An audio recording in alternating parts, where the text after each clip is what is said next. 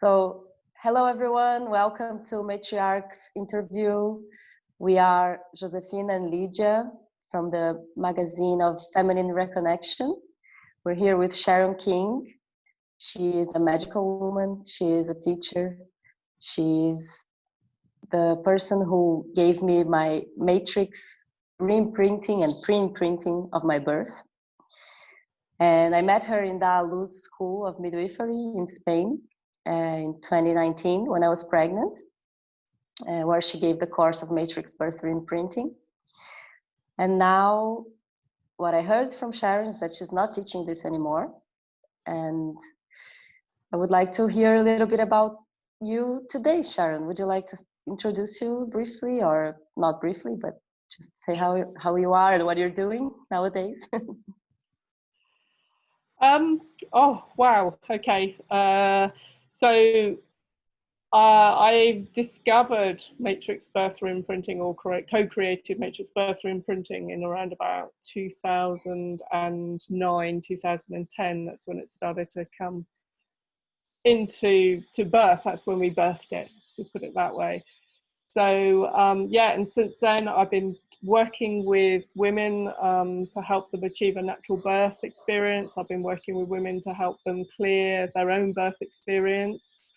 I've been working with people that have had all sorts of issues around conception or loss of a child, basically anything to do with pregnancy, birth. And I also like to play in the area of past lives and ancestral patterns as well. So I also teach practitioners on how to clear that, because what I realized is that most people, when we go back into whatever patterns they've got in life, if we go back into the womb and their issues are kind of still there right the way back up to conception, then that's either a past life issue or they picked it up ancestrally. So so I tend to work in a very holistic way, if you like, looking at the big picture of all of it, not just birth trauma itself, but I kind of cover a diverse area, put it that way. Nice. So you still work with this subject and this area, but not with matrix right now. I am still working with clients. Right now, I'm right in the middle of running a program called Into the Light Matrix and Beyond for 5D travelers. So that's all the past life, the ancestral stuff, life purpose. Why did we come here? So that's what I'm doing right now. I'm really I think probably in the same state as a lot of people, where I don't really know what's next. So I think my next step, that's kind of coming in, and something I've been wanting to do for a long time, is actually set up programs for couples to have conscious pregnancies and births. So you know, just, I don't know whether that's going to be an online program, probably, I'd imagine, to help people realize that, you know, the importance of why we need to have a conscious conception, why we need to have a conscious pregnancy, conscious birth, but also, you know, relationship issues, you know, that come up, you know, being a new parent, being pregnant, wanting a child, not being able to get pregnant, all of that stuff that kind of affects your relationship too. So so I want to look at, you know, helping people with their relationship issues. So it's kind of developing just from, you know, working with birth to actually, and working with practitioners, mainly teaching practitioners, to actually teaching parents to be. I think that's probably where I'm going to be going next. Sounds great. Yeah, for me this makes total sense, especially because of what happened with us. I'll tell this story. I don't know if you know that, but when you did my birth reimprinting, which we did it in a group, so it was all of the girls that were studying there. We reviewed my own birth when I was born, and then I was pregnant, and we talked to the baby about how she wanted to be born. We didn't even know if it was a girl or a boy, and while it was happening, it was a kind of a hypnotic state I was in. I said, Sharon asked, who's gonna catch her? Who's gonna catch the baby? And I said, it has to be Elijah. And well, after 10 days or so, I started having my baby, but only after 4 days of labor, she came out, and she came out into Elijah's hands. So Wow. it was really like a connection of that, only that moment that we had of like going inside and connecting with the baby. This was actually true. And that was so cool to have this as like a preview of what was going to happen, right? Yes. So yes. Yeah. If you could say a little bit about this, about like it's possible to connect with these other, dimensions of consciousness. Would you call it this way? Like, how does this work? Or like, can you give us a little spark of how you understand those? Okay, so it's how long have we got for this interview? Because I'll try and keep It's not it gonna brief. be so long. Yeah, we don't need to rush, but it's you can be comfortable. You don't need to be running. Yeah.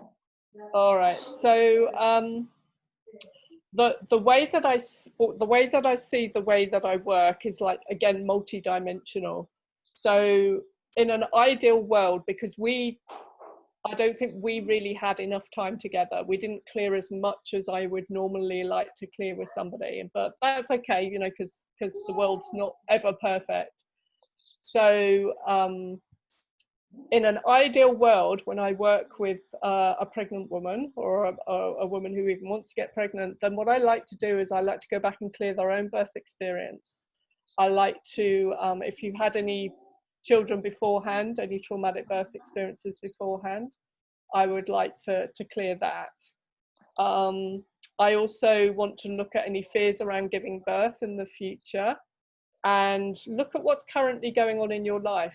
Right now, let's just take this experience right now. There's a lot of women who are pregnant, but in this lockdown situation, who are hearing all sorts of horror stories about, they may have to go into hospital on their own. They're not going to be supported by anybody. They may have their baby taken away from them, and all of this good stuff. So, there's a lot of things that can be going on in that person's world that aren't either directly, that are directly linked to pregnancy, or aren't. It could just be a relationship issue. Is it possible just to, whoever's got the stuff going on in the background, just to mute that, because that's coming That's through. me. Okay, excellent. So sorry, it's just quite distracting having that going on. So yeah, so I like to work in all different areas with them, because what I find is that and also look at belief systems, because what I find is when women go into the birth experience, sometimes it can be traumatic, it can be out of our control, and it's that time that our negative belief systems show up at their fullest, if you like. So what I try and do is I look at those negative belief systems before they come up and take the intensity down of them, which means when we actually do go into birth, then we're pretty clear, we're not going to be triggered, because fear stops labor, as you know, in the training that you've done. Fear stops labor. So anything we can do beforehand to stop the fear from stopping labor.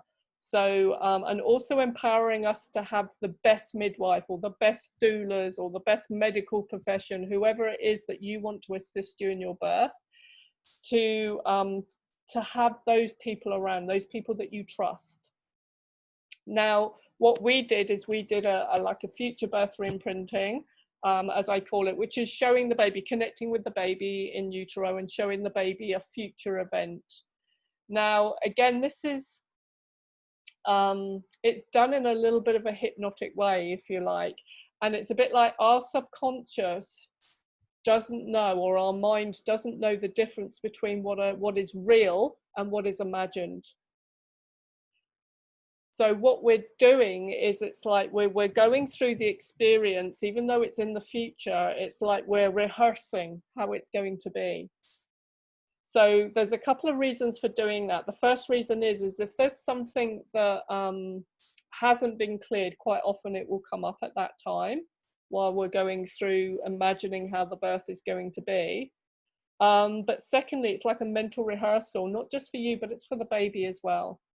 Because the baby, while the baby's in the womb, it's picking up mum's experience of the world around her. So every thought, feeling, emotion as a mother that you have, or a mother to be that you have, your baby's living in that experience and it's growing in that experience. So it needs to know what sort of environment it's going to be born into.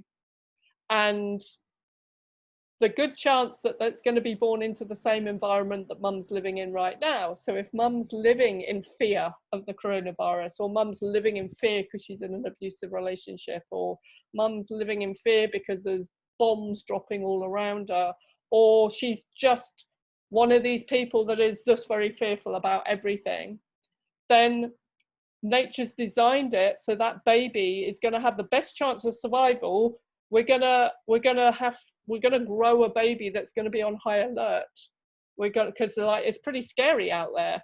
So on a physical level, the brain development, a lot of the energy goes into the reptilian brain or the hind brain. So this is our survival, our fight, flight, freeze brain. It's not the part of the brain that we use for intelligence, but it is the part of the brain that we use for survival.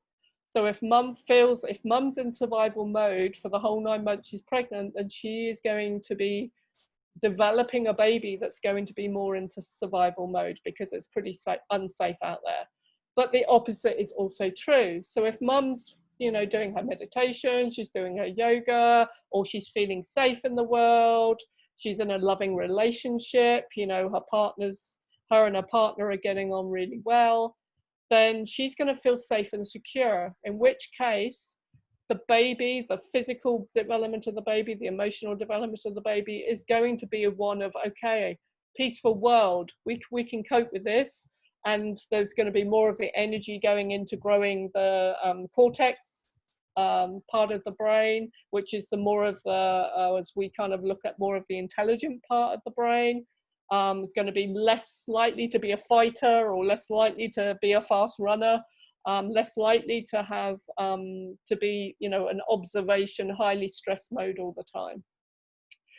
So the whole of the pregnancy is you're kind of incubating and growing the baby to be in that way, but also there's consciousness, and babies are very present and they are aware of the present moment, but they're not able to separate themselves from your experience of the world. So if you're feeling fear, baby's feeling fear. If you're feeling anger, baby's feeling anger. If it's not able to go, you know what, mum's a little bit angry today.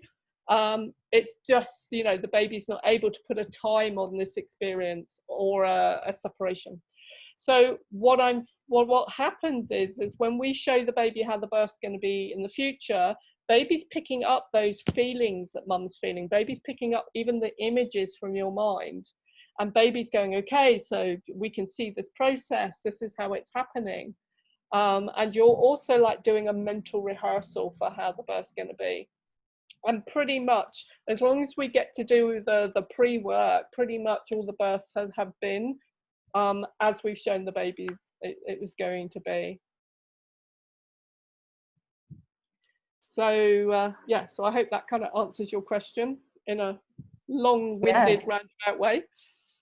Oh, it was great. That gives a lot of clues about what is this, because for someone who never heard about this work, it can be, what is this? So yeah, this is totally true about this not separation between the mother and the baby until after they're born, more or less 3 years, when they start to talk. I'm studying now the fusion, the emotional fusion between the baby and the mother is still there for a long time. Yes. And also on a physical level as well, the brain development is very influenced not just by in utero and the experience of birth, but also the first 9 months is really critical. but being connected, continuous reassurance that we're safe, the continuous bonding process that carries on for, you know, for as long as possible, really. Because the child's brain is always developing and growing, and the more you can have a baby that's, or a child that's feeling safe, secure, connected, attached to mum and to dad, then the more happier, healthier, secure, trusting child you're going to have. And probably adults too later on. Yes. Which is good. Yeah. Yeah. I think another thing that would be interesting to hear your opinion about is about how this pandemia, the COVID, can be influencing people, like in general, but also mothers who are going to have kids. Can you say a little bit about this? Like you mentioned fear and feeling of being isolated. Can you say, like, as a tip for, you know, people who are feeling all those feelings and are pregnant, for example? Yeah. So one of the most important things that I like to get my clients to do is a little bit of a reality check, or a present moment check. Let's call it that rather than reality, because reality right now, we don't, I don't think there is such thing as reality, or if there is, we don't really know what it is. But a present moment check, because a lot of people's anxieties are either they are based on past experiences projected into the future. So you know, unless you are absolutely right in this situation where you do have the COVID virus, unless you do literally just have the virus, and even then, unless you are like seriously sick right now, then in this present moment you're doing okay. And a lot of people will be projected, like hearing stories, you know, I've seen a lot of things on Facebook about, you know, oh, they're separating mum and baby just in case, so they're taking them away from each other for 2 weeks. It's like, that's the sort of information that you don't really want to be looking at. You don't want to be taking that into your reality. So stay away, if you possibly can, from any scare stories, right? This is a time to be focusing on yourself, your own mental well-being, right? So stay off of Facebook, stay off of, you know, the news or Twitter or wherever it is that you get your information from. And you also want to set some clear boundaries with people around you. So maybe your partner, your family, you know, you don't want them sending you scare stories, right? This is a really, really important time to be just being very present with yourself as you are right now, and maybe doing some breath work or meditation or yoga or reading a positive book, watching positive things. You want to keep yourself in like a little bubble of positivity as much as you can. Now, of course, you know, we all have our stuff that comes up, and if you know EFT, or even just go and watch a video on YouTube of EFT, do some tapping. That will really help just process the emotion that you're feeling right now, because it's important to feel what you're feeling. There's a technique that I've started using with people called fold. So you want to tune into how you're feeling. You want to observe that feeling. Okay, you want to accept that that's how you're feeling right now. And then you want to send love to yourself for feeling that way. Okay, so even if you have to, I don't know, try and get into some gratitude, just look at some pictures of, you know, or connect with your animals or your partner or something that's going to bring up that feeling of love. Because yeah, it's pretty scary stuff, or potentially the fear can be there. But in this present moment, and again, you know, doing that fold technique, in this present moment, right now I'm safe. You know, right now I'm sitting in my house, or you're sitting in your house. You know, right now nothing bad's happening. Okay, and just keep bringing yourself back to this present moment, and maybe doing, you know, just doing some deep breathing, some conscious breathing, doing some chanting, doing anything you can to just keep your body and mind in balance. You know, this is such an important time for anybody, because the consequences of this are the fact that, you know, your fear is programming, as I've kind of discussed, spoken about just a few minutes ago. Your fear is being transmitted to the baby, and you want to do everything you can to stop that, or to not stay in that state for long periods of time. Okay, because that's what influences. Having a brief you know, a couple of hours of fear or whatever is not detrimental to the baby, but a long period of time is. What else was I about to say there? So yeah, so just keeping yourself out of fear as much as you can, and just really, you know, self-nurturing, self-loving, just being very present with yourself, blocking as much information coming in as you can is going to really help you right now. That's great. Thank you.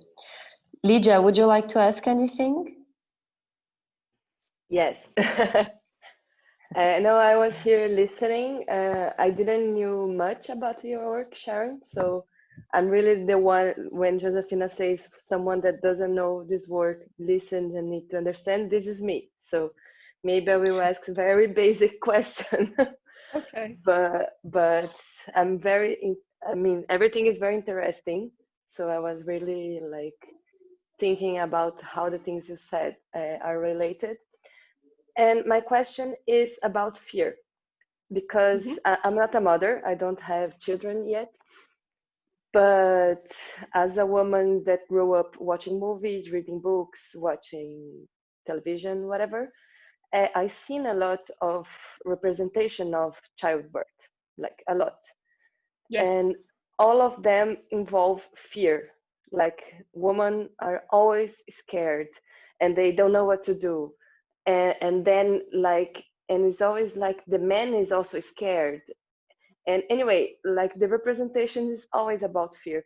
So I wanted to ask you, I mean, of course, there are women that make this work of not being afraid. But if you think that like most of the women are, they learn from these cultural representations, what impact do you think this have in, I mean, in the relationship that builds the society, right? How do you think this works? Well, Rupert Sheldrake's work, if you were to look at Rupert Sheldrake's work, he talks about morphogenic fields. And what's happened, and a morphogenic field is something that when a lot of people think the same way, that consciousness coming together, all thinking the same way, makes it a field that we tune into. And it can be a positive field or a negative field. So for instance, an addiction has quite a strong morphogenic field because it's something that you do repetitively. So, so we have built up, I think it was World War II was when we started doing birth in hospitals, right? And now we've built up this morphogenic field of belief systems that birth is such a dangerous process, it has to be done in hospitals. And then we show on programs, TV programs, women screaming their head off and, you know, just birth being a very painful experience.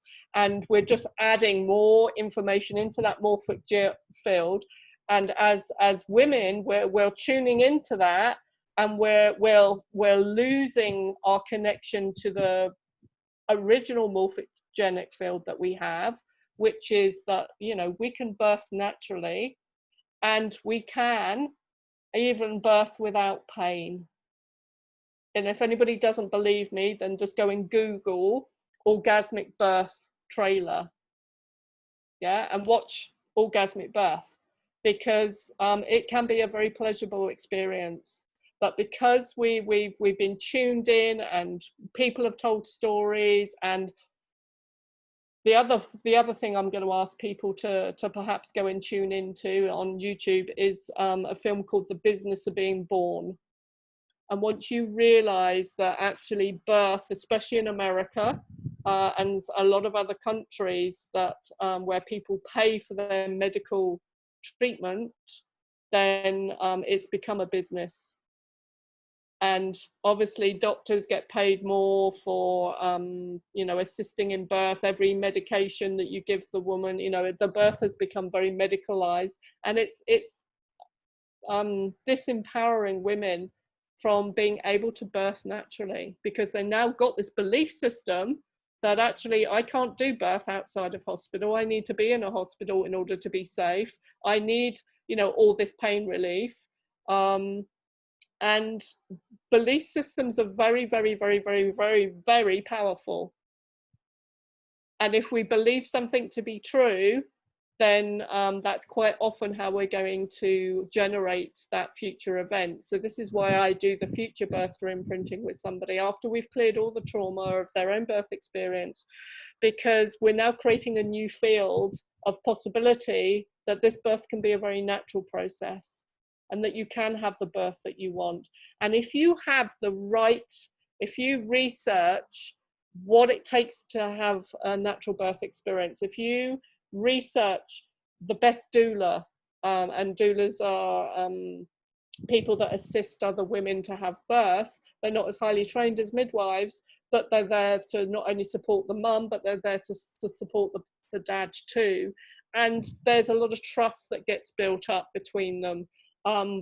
Nowadays, when you go into hospital, if you don't have a doula with you, then you know you're going to go through, depending on how long your labor is, you're going to go through at least 3 different midwives. You have no chance to build up trust with that person, and you may have a really good one at the beginning and one that you wouldn't trust at all because she's quite abusive to you, telling you that, you know, you're not good enough and you're not pushing hard enough and your body's not responding in the way it should be. So it's really important to, and I always like say to women, please empower yourself to see and also plan and get the right people around you to have a better chance of having a natural birth experience. So I'm not quite sure whether that answered your question, but I kind of went off on one there. So the other thing that I wanted to just add back into what I was saying before, that's just kind of come back in, is that what's happening right now in the world to women who are pregnant is affecting future generations. So, but in 9/11, when 9/11 happened, the women that were pregnant at that time were very shocked, and obviously there was a lot of trauma stuff that happened after 9/11, and they're actually doing a study right now on the women, the children that were in utero at the time of 9/11. And they're looking to see how it's affected them physically, but also emotionally. So another really good study to go and look at is something called ACEs, which is Adverse Childhood Experiences. And what this shows, this isn't about being in utero, but what this study shows is that the more trauma that you've experienced as a child, the more likely you are to have depression or cancer or suicidal thoughts or you know, physical and emotional overeating or you know, just, it's so important that beginning time is the foundations of who we are. And if we have really good, solid, safe foundation, it's really great. And if we don't, then we're more likely to have more adverse reaction to trauma, maybe even PTSD, more physical and emotional issues that go on in our life. So the healthier the pregnancy is, and the more emotionally healthy the mother is and can stay, then the more healthy the child's going to be too. So yes, thanks. No, I think you responded my question. Thanks. Nice. Sharon, I think we can finish this conversation with the last thing that I would like to add. That is, we, in our brief research about what's happening in the world now with the witches we've been interviewing and people we've been talking to, what it seems like is that we're going through a very, very big turnaround in consciousness, in the human life on Earth, and as a planet also, not just as humans, but as the planet is transforming itself. So I think a way that you could give us a word about is like, what is this new belief system that needs to arise? You know, what is this new consciousness that needs to arise, or belief system? Maybe, I'm sure there's a lot, but maybe if you could say one or a few that you think are important, just as a guide, you know, that would be cool. Okay, so when I was writing my book, Heal Your Birth, Heal Your Life, which is kind of like all my case studies, if you like, and my knowledge that I've gained from doing this work, but also studying birth psychology, is that when I was writing my book, I would sit and meditate, and then my book to me was like has its own purpose, its own entity, and I said to the book, tell me the purpose. What is your purpose in this world? You know, I'm growing you and birthing you. What is your purpose? What are you going to come here to do? And the answer I got back was that babies in the future, children in the future, are not going to need to be born into birth trauma, right? This is just for us now, but the babies in the future are not going to be needed to be birthed into birth trauma. So this book is like educational. It tells you how to heal the trauma if you've had trauma. It tells you why trauma happens, but it also tells you how to prevent trauma, because as the generations go on, we won't need to be born into trauma. So you may be wondering how that kind of fits into your question. How I see what's happening right now, and probably for the next 10 years, which is a bit depressing, but what I've learned from working with people is that it's really important to look at your shadows, look at those things that you don't want to look at, you know, like maybe when you were abused as a child, or you know, you were punished, or you know, when you're feeling very shameful, or dark things that not just happened in this lifetime but other lifetimes. And it's those things that we don't really want to look at or don't want to accept.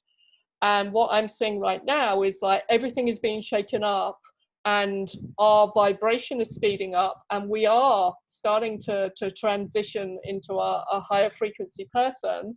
But equally, the dark stuff is coming up, the shadow stuff's coming up to be seen. And while that shadow stuff is coming up to be seen, that's also triggering within us our shadow side. And a lot of people have been doing this work for years. A lot of people that are already awake have been looking at their shadow stuff, clearing their shadow stuff, loving, accepting themselves, even though they may have had done X, Y, and Z, or had done X, Y, and Z done to them. But those people that are still very much asleep and not doing any self-work and not wanting to look at that stuff, they are waking up as well. So I really do believe that we are transitioning into a time where we can get to a place, a lot of us can get to a place where we've kind of like, we've collectively healed our traumas from all the, you know, stuff that's gone on in this world, and we can actually get to living that more peaceful, sustainable life that a lot of us want to have. You know, a lot of us want to, you know, try and save this planet, for instance. You know, I'm just loving being here right now in Thailand because there are just so many butterflies. You know, and the locals are saying, we've never seen so many butterflies. And there's some different islands at the other side of the beach, and they've never seen them. They've never seen so many islands because it's been so polluted. So as the earth starts regenerating herself, that's giving us chance to regenerate ourselves too. So yeah, so in a way, I'm really kind of loving this time, because it's giving us all permission to just go, you know, if you allow yourself to just sit back and go, okay, and then when stuff comes up, processing your stuff. So yeah, I'm quite excited about the future. I know that there's lots of different also potential timelines. So I always set the intention that I'm going to be on the most highest potential timeline for an outcome. And I don't even know what that outcome is going to be, but I'm going to be there on the highest potential of timeline, the highest vibrationally timeline. And that's a conscious thing that I do, is I set that intention, because we're all right now going through, or we've all in the past been through going through timeline jumps, getting more and more and more and more evolved, and like we want to set that intention to get to the highest part. And I think the kind of the people that are still like holding on and not wanting to raise their frequency, they're either going to do it anyway, or they're going to be, sadly, the people that are going to leave the planet right now through this virus, or and whatever comes after that. You know, I think the people that aren't meant to be being able to shift and change and stay here through these changes, you know, there's a soul agreement that actually, you know, that's it, end of game for this lifetime, and I'll come back in again as a new being, and maybe see if I can do better next time. So Nice. That's great. Thank you. I think we have a beautiful interview here. So would you like to add anything else? Or you feeling good? You're good. Okay. Nice. Thank you so much. Lydia, anything? You, Sharon. No, I just wanted to thank you, Sharon, for sharing with us. Yeah. Hope you have a great time in your butterfly land, and may the earth heal with a lot of those beautiful animals. Yes, it's oh, like I said, I'm pretty excited right now, because yeah, I can feel my frequency getting higher, and my meditations are just getting more and more amazing, and my work's evolving to, so yeah, it's all good. So I hope it's good in where you're living right now too. Yeah, it's good. We're also having this time off, which is good. With the baby, it's perfect. Yes. Okay. All Thank right, you. love to Elijah. I think I have. Good to see you. I will. Kisses to all. Beijos, Take Lydia. care. And I haven't it's forgotten. Lydia's birthday. Oh, happy birthday. Ah, yeah. Thanks. Happy birthday. Thanks. Let's program in, schedule in your, I've got some time in June now. This month is really crazy, but in June we'll do your session if you want. Sure, sounds good. Yeah. Okay. Yeah. So thank you. Lots of love. All right. Bye, people. Bye.